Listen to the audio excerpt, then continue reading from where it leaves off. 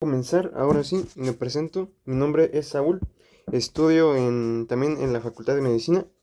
Y bueno, ¿por qué hice este curso? Este curso lo hice más que nada para los que no saben cómo estudiar o cómo estar estudiando la materia de bioquímica. Y este va a estar basado en el temario que se encuentra en la página del departamento. Y este es el que vamos a tener que estar viendo ahorita, que va a ser la de agua y electrolitos. Esta va a abarcar desde agua y electrolitos, y además también voy a abarcar otra cosa, ya que esta cosa de papel de la presión osmótica y la estabilidad y función celular se ve creo que hasta la siguiente semana, pero lo voy a meter aquí también porque tiene relación. Ya lo que sigue ya es más complicado y yo creo que voy a necesitar otra clase para poder explicarlo. Bueno, más que nada, si necesitan una duda de este video o tienen alguna duda, me lo pueden mandar mensaje y yo trato de explicárselo. Y bueno, para comenzar de una vez, el agua, ¿qué es el agua más bien? ¿Qué es el agua? El agua en sí va a ser una molécula que se va a componer de dos partes. Va a tener dos hidrógenos y además va a tener un oxígeno. ¿Qué va a suceder con esto? El hidrógeno, ¿qué tipo de carga tiene? Va a tener un tipo de carga positiva, mientras que el oxígeno va a tener una carga negativa. ¿Esto qué va a ocasionar? Recordando los conocimientos que se tienen ya previos, creo en la prepa, pues vamos a tomar que si dos cosas o dos cargas opuestas, ¿qué van a tender? A atraerse. Por eso es que se forma esta molécula, debido a que el oxígeno es muy electronegativo. ¿Y esto qué nos quiere decir? Que este va a tender a atraer los electrones para sí mismo. Y en este caso lo va a utilizar para atraer a los hidrógenos. Y va a formar un puente muy importante. El puente que va a llevar su nombre, puente de hidrógeno. Este puente de hidrógeno va a ser un enlace muy débil. ¿Y qué me quiero referir con eso? Al ser un enlace muy débil, va a ocasionar que al estar pegado con el hidrógeno y el oxígeno van a tender a romperse. Y es por eso que se dice que es un enlace muy débil. Bueno, ahora, considerando que cada puente de hidrógeno que se forma con el oxígeno, vamos a tener que va a tener diferentes características en su estado sólido, en su estado líquido y en su estado gaseoso. En el estado sólido va a formar cuatro puentes, puentes de hidrógeno. Debido a que en esta parte, como ustedes ya vieron, el agua en estado sólido es hielo. Si lo tocan, pues va a estar duro. ¿Y qué va a ocasionar? Que al estar muy duro, va a tener más puentes, mientras que en el líquido va a tener menos puentes. Por ejemplo, va a tener 3.6 puentes en algunos casos. Y en el estado gaseoso, pues ya se dice que tiene de 1 a 2 puentes.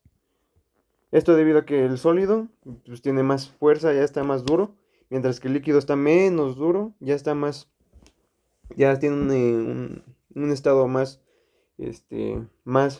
maleable, mientras que el gaseoso pues ya ni siquiera puedes tocarlo. Ahora, algo que pide su temario es conocer la característica dipolo del agua.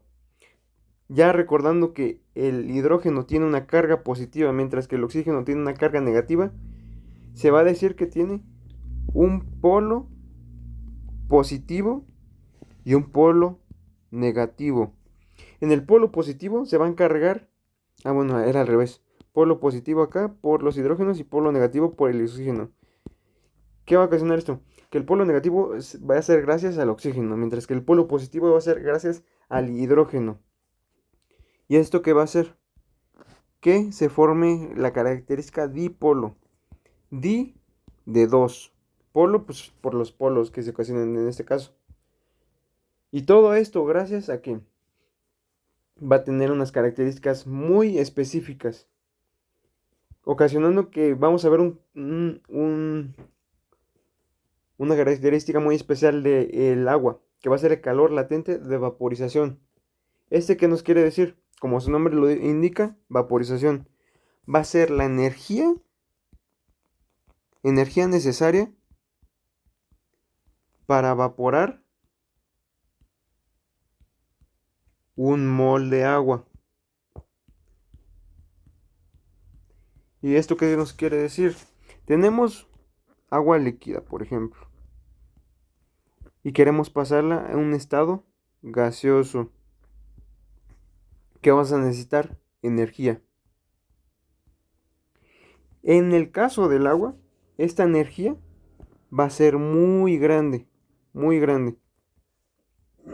debido a que, por ejemplo, cuando ustedes están no sé, en la playa o no sé, corriendo, por ejemplo, vamos a tener un ejemplo que ustedes están corriendo.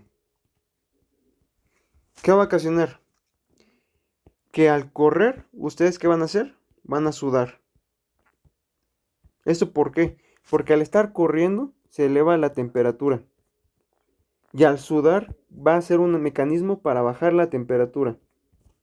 Debido a que, como se necesita mucha energía para evaporar el agua, se dice que puede almacenar también esta misma propia energía.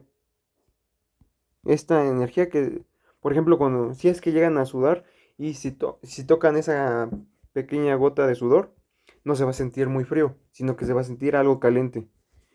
Esto es porque va a estar regulando la característica de la temperatura del estado basal del cuerpo para llevarlo a una temperatura más baja que ronda desde los 36.5 a los 37.5 grados.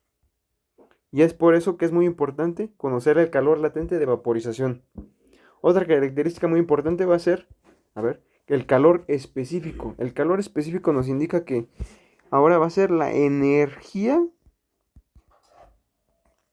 necesaria para elevar 1 centímetro cúbico de agua en 1 grado centígrado. ¿Y esto qué nos quiere decir? Ahora, tornándolo un ejemplo de la vida cotidiana, vamos a tener el ejemplo de que, por ejemplo, estamos ahora en la playa, y en la playa pues hace mucho calor, y ustedes van a estar aquí, nada más. ¿Qué es lo que va a ocasionar? Este calor va a hacer que nuestro cuerpo va a tender a aumentar también la temperatura. Pero ¿qué es lo que sucede? Debido a que la energía necesaria para elevar 1 centímetro cúbico de agua en 1 centígrado es muy grande en el agua. Por ejemplo, necesitamos mucha energía para poder elevar tan siquiera 1 centígrado del agua. Y por lo que si nos llega mucha energía también de acá, pues no va a haber mucho cambio en la temperatura de nuestro cuerpo. Es por eso cuando van a la playa, pues no aumenta, ¿qué? 8 grados de repente. O por ejemplo, cuando van a la nieve, tampoco no va a estar bajando a unos 20 grados, poniéndolo al extremo, sino que va a estar bajando poquito. Por ejemplo, a lo mejor va a estar bajando 2 grados, aquí va a aumentar unos 2 grados, pongámosle también. Es por eso que se dice que el calor específico del agua es muy, muy elevado. ¿Para qué? ¿Cuál es la función? Esta palabra indica función. Función es para mantener la temperatura corporal. ¿Y cuál es corporal? ¿Y cuáles son los valores normales? Van a ser 36.5 a 37.5 grados. Y esa es la función del calor específico en el agua. Ahora, otra característica otra propiedad del agua muy importante que va a ser la tensión superficial. La tensión superficial es la que nos dice que es la tendencia del agua para agruparse entre sí. Por ejemplo, tenemos varias moléculas de agua. Este ya es con el oxígeno y el hidrógeno. ¿Qué es lo que van a tender a agruparse? Y ahora, ¿qué nos dice esto? Porque es muy importante. Porque vamos a tener un ejemplo muy característico en el cuerpo humano, que va a ser en los alvéolos.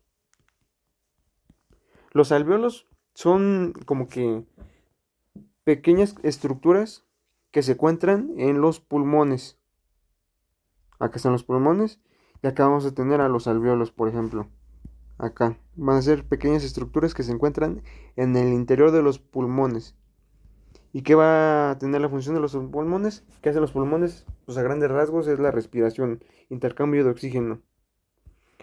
Y pues, ¿qué es lo que vamos a tener aquí ahora? Ay, ahora sí.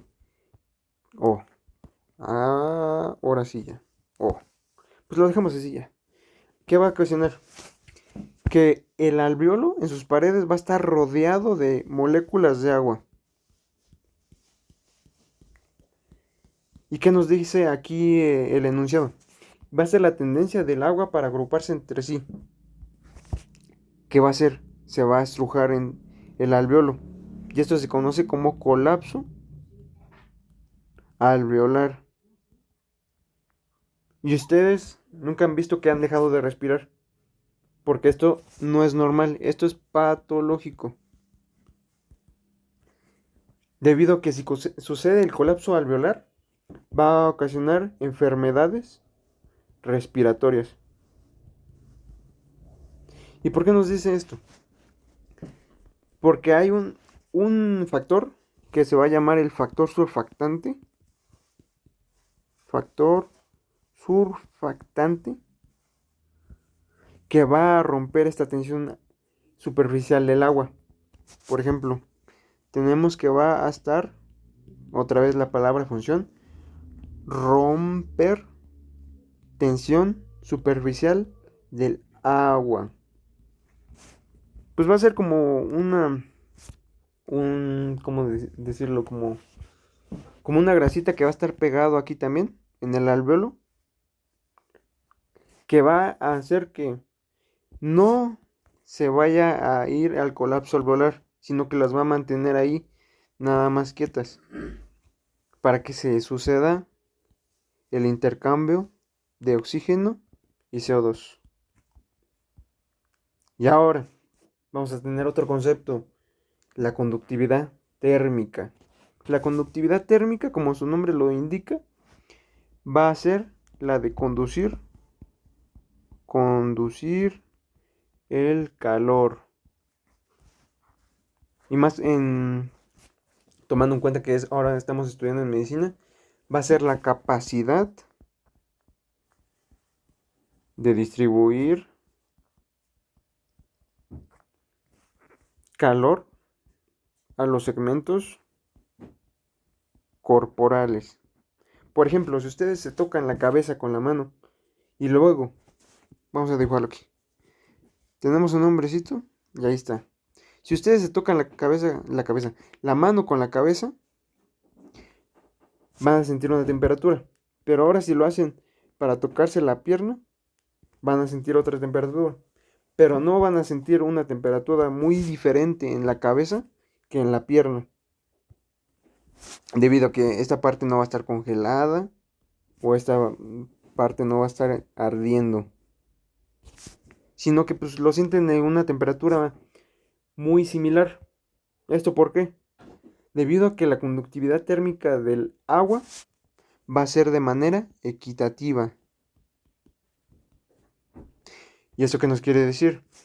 Que el calor, por ejemplo aquí tenemos el corazón que va a estar bombeando y todo eso, el calor que se está bombeando a través de los vasos sanguíneos y otras reacciones que vamos a estar viendo ya después en los próximos temas, va a hacer que en la cabeza haya un calor muy similar al que tenemos en la pierna, igualándolo, ahora sí, tornándolo un poquito diferente, pero muy similar a los 36.5 otra vez, a 37.5. Pero no es como que vaya a bajar de unos 10 grados y en la cabeza unos 10 grados va a subir. No, sino que lo va a mantener dentro de estos valores que va a ser lo normal. Ya sumado a esto o menor a esto ya va a ser patológico. Ahora, la constante dieléctrica. La constante dieléctrica, a grandes rasgos, si es que no se entiende, es la capacidad del agua de disolver compuestos por sus cargas. Por ejemplo, algo que siempre se dice de un ejemplo de esto, vamos a tener, ejemplo, un vaso con sal. Ay, con sal. Ahora, aquí tenemos el vaso. Aquí vamos a ir al agua. Y ahora con la sal. ¿La sal qué es? La sal, como ya lo conocen, es NaCl, cloruro de sodio. Y este se va a componer de un sodio con carga positiva y un cloro con carga negativa. Ahora, tomando en cuenta todo esto, ¿qué nos dice otra vez la oración? Es la capacidad del agua de disolver compuestos por sus cargas. Recordando lo que mencionamos anteriormente, el hidrógeno va a tener carga positiva y el oxígeno va a tener carga negativa. Ahora ya tenemos todo esto. ¿Qué va a suceder? Si le echamos un poquito de sal con un salero al agua, aquí tenemos al salero, sucede que ahí tenemos la sal. Ahora, ¿qué va a ocasionar esto? Que dentro, ahora vamos a verlo de una manera más grande. Dentro de esto vas a tener a la molécula de sodio con la molécula de cloruro. Y ahora, retomando lo que dije antes, los opuestos se atraen. ¿Qué va a suceder? El agua, con sus cargas positivas del hidrógeno, van a tender a atraer al cloruro. La va a estar rodeando. Así. Puros hidrógenos van a estar rodeando al cloruro. Y ahora, el sodio va a estar rodeado del oxígeno. Debido a la carga positiva que tiene el sodio, va a sentirse atraído por el oxígeno. Y la va a empezar a rodear. Y va a haber un punto en que se van a hacer muchas reacciones entre el oxígeno y el sodio y entre el hidrógeno y el cloruro que van a tender a romperse o a separarse. Y lo van a otra vez a rodear. Este proceso también se conoce como hidratación. Como su nombre lo dice, hidratación ocupa agua. ¿Qué es lo que va a hacer? Disolver compuestos por sus cargas. Si tenemos aquí la carga positiva, se va a disolver con la carga negativa del oxígeno. Ahora el cloruro tiene carga negativa, se va a disolver con la carga positiva del hidrógeno. Ahora, si quedó alguna duda de todo esto, es porque me lo pueden preguntar ya después en el grupo de WhatsApp. Pero es muy importante que la conozcan porque puede venir en el examen o se lo pueden preguntar a sus profesores. Ahora, los líquidos corporales. Más o menos cuánto tenemos de líquido corporal vamos a tener en el cuerpo anatómico. Si ya vieron anatomía, ahora sí.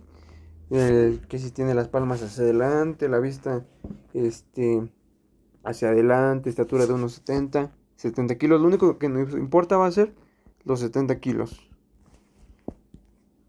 De estos 70 kilos, vamos a ponerle que normalmente el 60% es agua.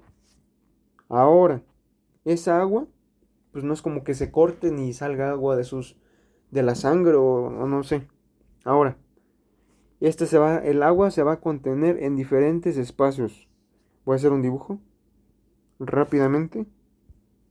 Que este va a ser un vaso sanguíneo. Y aquí alrededor vamos a tener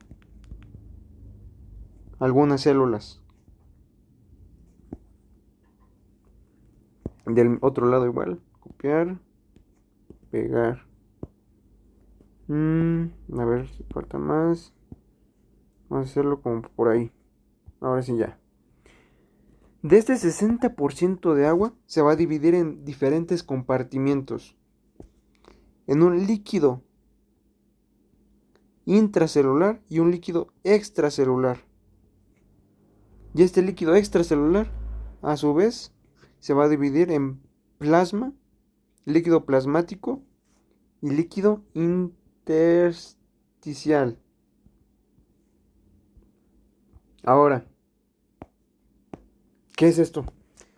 El líquido intracelular, como su nombre lo dice, intracelular, va a ser dentro de las células. Por lo que este líquido intracelular va a ser todo esto. Todo esto. Este es el líquido intracelular que va a estar dentro de las células. Y va a componer al 40% de este 60%. Ahora, con pura etimología, extracelular, extra, fuera de la célula, extracelular. ¿Qué es lo que va a abarcar? Todo esto, todo lo que rodea las células y el vaso sanguíneo también, todo esto está fuera de la célula. Eso es todo este líquido extracelular. Pero dijimos que se divide en dos, en plasma y líquido intersticial. El plasma se va a componer nada más de lo que está dentro de los vasos sanguíneos. Todo esto va a ser el plasma, que va a componer al 5% de los líquidos corporales totales. Mientras que el líquido intersticial, como su nombre lo indica, va a ser, a ver, este en el color no se ve. Vamos a tener que va a ser el líquido intersticial el 15%. ¿Y qué es este líquido intersticial? Como su nombre lo indica, entre las células. Todo esto va a ser el líquido intersticial. Todo esto lo que hay entre las células. Pero acuérdense, ahora sí, lo único importante de esto es conocer las cantidades. Acuérdense que dentro de la célula intracelular, líquido intracelular, va a componerse del 40%. El plasma del 5%. El 15% va a ser del líquido intersticial. Y esto nos da el líquido extracelular, que va a ser el 20%. Y ahora, por ejemplo, tenemos un ejemplo de un paciente del sujeto anatómico, 70 kilos. Hacemos la multiplicación y todo. Y nos da que de este 70 kilos, el 60% va a ser agua. Hacemos rápidamente en la calculadora, en una división de 3, por ejemplo, de el 60, no, perdón, el 70, 60 por 70 entre 100. Por ejemplo, aquí queremos saber 60, si el 100% es 70, ahora nos va a dar 42. 42 litros tiene este paciente o este sujeto anatómico, que va a ser pura agua. Ahora, de este 42 litros, queremos saber el 40%. Hacemos otra regla de 3. Si sabemos que el 60 es 42, ahora es 40 por 42 entre 60. Y nos dice que esta persona de 70 kilos va a tener 28 litros nada más de líquido intracelular. Y de líquido extracelular Ya para no calcular del 20%, vamos directamente con el plasma, que va a ser del 5. Si del... Va a ser rápidamente, ya lo hago. 5 por 42 entre 60. Nos dice que de esos 42 litros, 3.5 litros van a ser de plasma. Ahora intersticial, va a ser 15 por 42 entre 60. Y ahora, de ese 42 litros, 10, perdón, 10.5 va a ser de puro líquido intersticial. Ahora, conociendo todo esto, vamos a pasar al siguiente tema, que es tipos de soluto. Estos tipos de soluto se van a dividir en diferentes etapas. Si se acuerdan, un tipo de soluto, se acuerdan de sus clases, va a ser ahora. Tenemos al soluto y al solvente. El soluto es el que va a estar en menor concentración. Esa es como se pone la concentración en un símbolo. Y el solvente va a estar en mayor concentración. Por ejemplo, si ponemos una leche con chocolate, el soluto va a ser el chocolate. Y el solvente va a ser la leche. Ahora, el chocolate y la leche que vamos a tener en la proporción va a tener menor concentración del chocolate debido a que pues, a lo mejor le ponen una cuchara y la leche le ponen todo el vaso. Ahora, conociendo este concepto de soluto, ahora sí pasemos a los tipos. En los tipos vamos a tener a un anión, a un catión y ya por último al anfolito. Que esto pues, lo van a ver más que nada en el tema de pH. Pero ahora sí, un anión va a ser una molécula con carga negativa. Mientras que el catión va a ser una molécula con carga positiva. Una manera de recordarlo rápido es debido a cómo se escribe. Por ejemplo, anión no tiene nada, mientras que el catión tiene una T que se puede utilizar como un símbolo de positivo. Ahora, el anfolito, ¿qué es? El anfolito es una característica de una molécula que puede actuar como molécula que puede actuar como ácido o base. Bueno, esto no lo voy a tomar muy en importancia mucho, debido a que esto ya lo verán ya más que nada en el tema de pH. Y pues ahorita como que casi no se entiende, pero ya después ya se va a entender. Pero estos son los tipos de solutos que tenemos. Un anión, un catión, que va a ser el anión molécula con carga negativa, mientras que el catión molécula con carga positiva. Ahora, un tema muy importante va a ser los electrolitos. Tomando en cuenta otra vez esta imagen, vamos a copiarla y vamos a pegarla acá. A ver si se puede llegar a ver. Ahí está. Tenemos que dependiendo del compartimiento en el que estemos, va a haber diferentes electrolitos. Los electrolitos, los más importantes van a ser el sodio, el potasio, el cloruro, el bicarbonato y el fosfato. Dentro de los que vamos a ahora hacerlo con otro color más para que se note más. Por ejemplo. Vamos a tener que intravascularmente en el plasma va a haber más sodio que intracelular. Por ejemplo, aquí va a haber poquito sodio nada más. Ahora, espérenme, para que se vea un poquito mejor. Va a haber poquito sodio. Mientras que ahora, intersticialmente, igual va a haber mucho sodio. Vamos a quitar esto. Va a haber mucho sodio igual.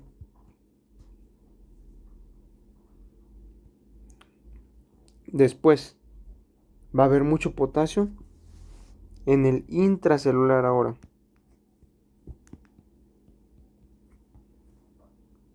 ¿Y qué son estos electrolitos? Bueno, ya lo van a ver en el segundo año, creo. Que pues van a ser mucho para las reacciones, para los potenciales de acción, para estar regulando las membranas y otras características que pues ahorita no importa mucho. Lo que quiero es que se queden con esta tabla, con estos valores. Más que nada, los más importantes según yo para mí, sodio, potasio y bicarbonato, si es que se puede. Estos son los valores que se tienen que conocer sí o sí. Por ejemplo, en el plasma el sodio va a ser mucho y en el intersticial también, mientras que en el intracelular va a ser bajo. Ahora, es como que se hace a la inversa. Ahora, va a haber poco potasio, perdón, en el intravascular, que va a ser en el plasma, y en el intersticial, mientras que en el intracelular va a haber mucho. Y ahora, en el bicarbonato sucede lo mismo. Va a haber muchos en el plasma y en el intersticial, mientras que en intracelular va a haber menos. ¿Es importante conocer las cantidades? Sí, la verdad. Porque se lo pueden preguntar los doctores o en el examen departamental.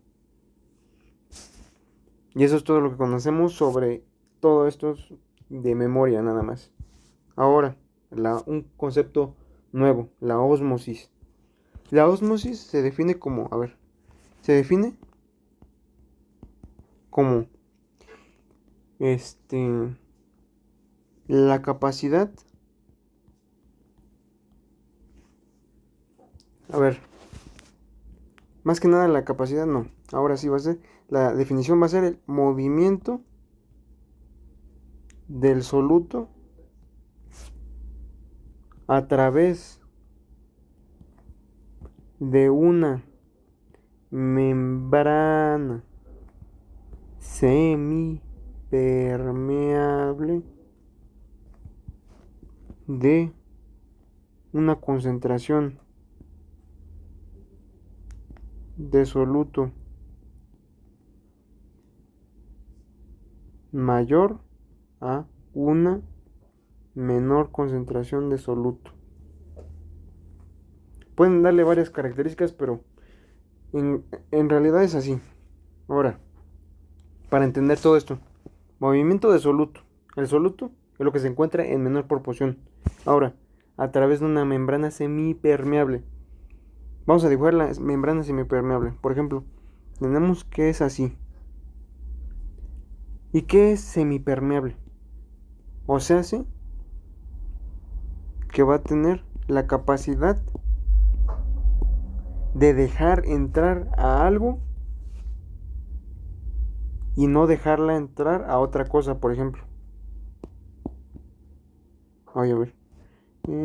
Ahí sí. En el caso del agua, vamos a tener que aquí está rodeado de agua. Todo esto está rodeado de agua. Y aquí tenemos un soluto X. X. ¿Qué es lo que nos dice? Tenemos aquí, por ejemplo,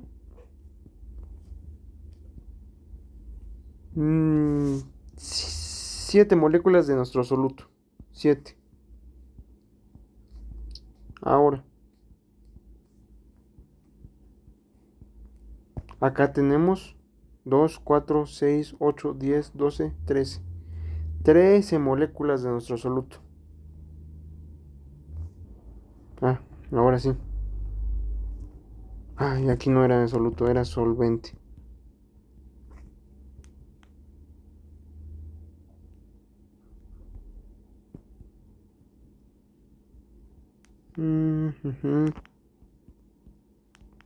Ahora sí, retomando otra vez la definición.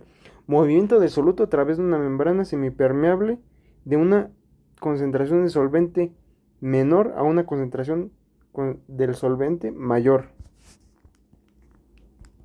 Ahora sí, otra vez con la explicación. Tenemos aquí, por ejemplo, 7 solutos, ya que tenemos 13 solutos. a través de una membrana semipermeable. Aquí tenemos a la membrana semipermeable. ¿Qué es una membrana semipermeable? Es que deja a algunas moléculas pasar y a otras no. Ahora, ¿qué va a suceder? El movimiento va a favorecerse a través de que tenemos menos solvente a una concentración de mayor solvente. Por ejemplo, ¿dónde creen que va a haber más solvente? ¿En donde le echamos más cantidad de soluto o donde le echamos menos cantidad? Pues va a haber más cantidad en donde le echamos menos. ¿Por qué? Por ejemplo, tenemos un vaso. Acá al lado y acá. Tenemos un vaso. Está llenado hasta el tope de agua. ¿Qué va a suceder? Si le echamos a lo mejor, ¿qué? 3 cucharadas de chocomil o no sé, de lo que sea. ¿Qué va a suceder? Se va a desparramar un poquito. Poquito. 3 cucharadas nada más. Pero si ahora le echamos 10 cucharadas, ya se va a desparramar aún más. ¿Y qué va a suceder? Por ejemplo, si aquí le echamos 3 cucharadas, la concentración del agua va a ser de, pongámosle de 90, ahora va a ser aquí, debido a que le echamos más, va a ser de a lo mejor de 70. Y aquí sucede lo mismo. Cuando hay más soluto en un área que en otra, se va a decir que va a haber más solvente aquí. Ah, no, al revés. Va a haber más solvente aquí que acá. ¿Y qué nos dice? Movimiento del soluto a través de una membrana permeable de una concentración menor de solvente a una concentración mayor de solvente. Por lo que, ¿qué va a suceder? El soluto va a querer pasarse a un lugar donde hay más espacio. ¿Y esto qué va a suceder? Que van a estar pasándose hasta igualarse a lo mejor. Va a tener 10 aquí y 10 acá. Y ya están igualadas. Ahora ya va a estar de la misma manera el solvente y el soluto. Eso es lo que nos quiere decir con la ósmosis. Ahora, la presión osmótica. La presión osmótica es la que nos dice que es la fuerza que detiene la ósmosis. Por ejemplo, siempre hacen este dibujo. Acá tenemos un cilindro y acá tenemos otro. Aquí tenemos la membrana semipermeable. Ahora, ¿qué va a suceder? Recordando el ejemplo anterior, vamos a tener una concentración mayor de soluto y una concentración menos de soluto. Acá tenemos más. ¿Qué es lo que va a tener? Estos solutos van a tender a querer pasarse del otro lado. ¿Y qué nos dice ahora? Va a haber una fuerza que va a estar deteniendo la ósmosis. Debido a que, como ya se igualaron las concentraciones, pues ya no es necesario que estén pasando solutos y solutos y solutos. ¿Por qué? Porque se va a estar haciendo otra vez la concentración mayor en esta sección, mientras que acá va a bajar, sino que van a tender a igualarse. Y esto va a ocasionar que haya una fuerza que detenga de ambos lados la ósmosis para que ya no pasen las moléculas que estaban de este lado a este o de este a este. Ay, de este a este, otra vez. De este a este. Si ustedes me entendieron. Esa es la fuerza que detiene la ósmosis. Por eso se dice la presión osmótica. Debido a que la fuerza se va a generar hacia este lado y hacia este lado y va a detener la ósmosis. Y ya no va a haber ósmosis. Eso es lo que es la presión osmótica. Fuerza que detiene la ósmosis. Ahora, otro concepto muy importante que es necesario conocer es la osmolaridad. La osmolaridad es el número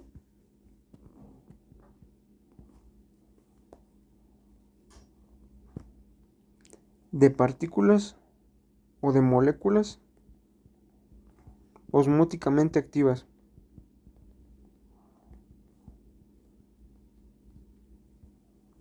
Por ejemplo, con el concepto que ya les dije que siempre le preguntan o siempre les dan este ejemplo del NaCl y de la glucosa. El NaCl va a ser un concepto que va a tener una molécula que va a tener el sodio y el cloruro. ¿Qué nos dice? Osmóticamente activas. Se dice que el cloruro de sodio va a tener dos moléculas osmóticamente activas, debido a que estas van a tender a separarse, y es por eso que se dice que tiene dos, mientras que la glucosa es uno. Y bueno, pues no quiero abarcar mucho este término debido a que luego se va a explayar mucho más en otro tema. Pero mientras quédense con esto. Número de moléculas osmóticamente activas. En el caso del sodio y cloruro, el cloruro de sodio va a ser 2. Y de la glucosa 1. Y eso es lo que se tienen que quedar. Con la ósmosis y la presión osmótica. Ahora otra cosa que te pide tu temario que conozcas. Que va a ser los tipos de solitos. De solutos, aquí tiene que decir. Solutos. Que ahora van a ser los permeables y los no permeables. ¿Qué van a tener todo esto que si es que observan? ¿Qué va a tener en común estos con algo que no tienen estos? Exacto, la carga. Y esto ya lo van a ver más que nada en fisiología y también en histología. Y es que la membrana de la célula no permite a células con carga positiva o negativa entrar. ¿Esto por qué? Porque también debido a las características de la membrana, pues no van a poder dejar pasar a cargas positivas o negativas, sino que van a dejar pasar a aquellos que son de carga neutra. Y bueno, pues no me detengo mucho, sino que porque no, pues, no está preguntado y no tiene mucho que ver. Bueno, ¿por qué son permeables? Porque pequeños, son pequeños, no tienen carga. Con que se queden esto, ya es muy importante. Ahora, ¿por qué estos no son permeables? Debido a esto. Debido a que tienen carga. Y en el caso de la glucosa, pues no tiene carga, o sí. Pues no sé. Pero, ¿por qué no es permeable? Por su gran tamaño. Por ejemplo, ahora, ya para que no se quede con la duda. Por ejemplo, tenemos una membrana aquí. En este caso vamos a tener a los permeables y a los no permeables. Vamos a ponerle del color que están. Acá estamos. Y acá vamos a tener a los otros, a los no permeables. ¿Qué va a suceder? Al ser permeables y no tienen carga, pasan sin problema la membrana. Debido a que tiene estos porecitos y por ahí entran. ¿Y qué va a suceder, por ejemplo? En el caso de que tengan carga, la membrana las va a repeler. No las va a querer dejar entrar. Va a suceder con la carga positiva y con la negativa.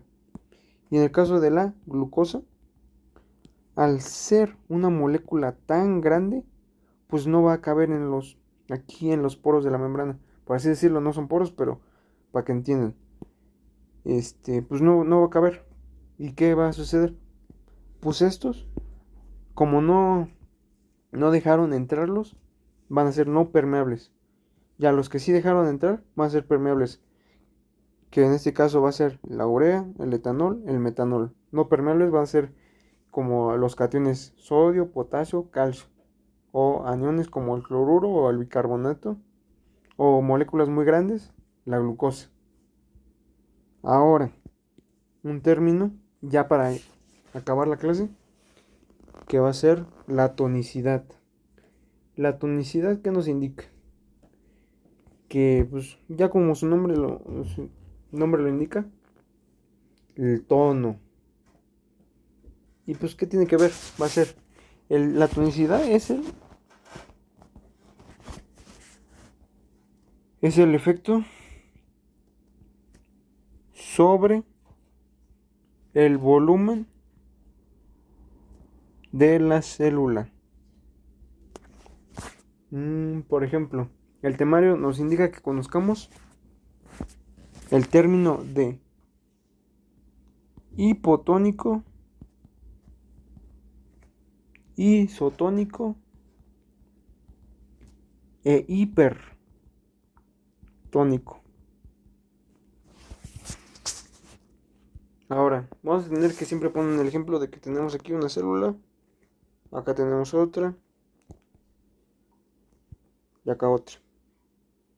Conociendo todo lo que les dije, vamos a tener aquí, pongámosle otra vez los solutos. Bueno, no solutos, pero van a ser moléculas. Pero ustedes conozcan como solutos, igual acá. Igual en la manera en el hipertónico. Ahora, ¿qué va a suceder? Tenemos que todos tienen una cantidad de agua dentro de la célula. Lo normal, pues va a ser que tenga un nivel igual que el extracelular, por ejemplo. Pero ¿qué va a suceder en el hipotónico? Bueno, vamos a conocer lo normal ahora, el isotónico. En el isotónico se dice que tenemos la misma concentración afuera que adentro. Por ejemplo, tenemos 2, 4, 6, 8, 9. Acá vamos a tener la misma cantidad. Por lo que no va a haber movimiento de ningún lado. Ahora, ¿qué es lo que va a suceder? En el hipertónico. En el hipertónico, se dice que se va a estar saliendo el agua que se tiene de la célula. Debido a que las concentraciones van a ser menores en el espacio extracelular.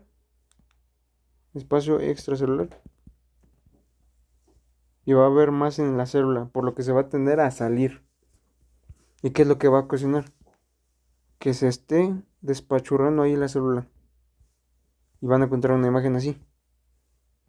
Es causado debido a que se está saliendo el agua. Ahora, recuerden esto. Y ahora vamos con el hipotónico. En el hipotónico, ¿qué va a pasar? Va a haber una entrada de agua en la célula. ¿Qué es lo que va a ocasionar? Que se hinche un buen.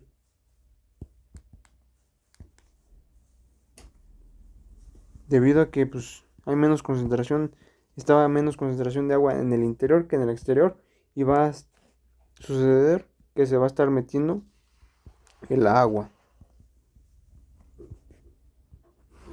¿Y esto qué va a causar? Por ejemplo, cuando ustedes ven un globo, en el globo, al inflarlo tanto, ¿qué va a causar al final? Se va a estar rompiendo.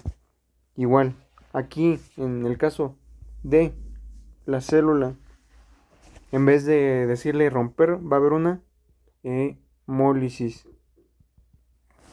Hemo porque pues, estamos hablando de un eritrocito. O si lo conocen también como glóbulo rojo. Pero ¿qué va a suceder? Igual, al estar metiéndole mucha agua, al final se va a romper. Y ahora para recordar otra vez. El hipotónico, hay menos concentración en el interior, por lo que se le va a meter agua para llenar ese interior, por lo que va a inflarse. Este inflamiento va a causar la rotura, que en el caso de los eritrocitos se llama hemólisis. Ahora, en el isotónico, como hay las mismas concentraciones en el líquido extracelular y en el líquido intracelular va a ser la misma, pues no va a suceder nada, sino que va a estar ahí lo normal.